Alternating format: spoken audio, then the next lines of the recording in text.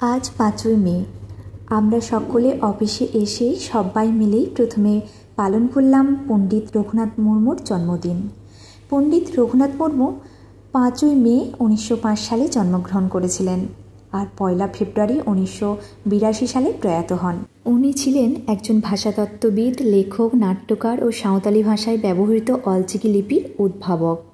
পণ্ডিত রঘুনাথ মুর্মু ১৯০৫ সালের ৫ই মে এক বুদ্ধ পূর্ণিমা তিথিতে ভারতের ওড়িশা রাজ্যের ময়ূরভঞ্জ জেলার রায়রঙ্গপুর থানার অন্তর্গত ডহরাডিহি গ্রামে জন্মগ্রহণ করেন। তিনি ১৯২৫ সালের অলচিকি লিপির উদ্ভাবনের পর সেই লিপিতেই সাঁওতালি ভাষার বিভিন্ন নাটক, কবিতা ও বইও লেখেন। ১৯৭৭ সালে ঝাড়গ্রামের বেতাকুন্দরিডিহিতে তিনি একটি সাঁওতালি বিশ্ববিদ্যালয়ের প্রতিষ্ঠা করেন। প্রাচীর ধুমকুড়িয়া কর্তৃক তার আদিবাসী সাহিত্য অবদানের জন্য তাকে ডি.লিট উপাধি প্রদান করা হয়।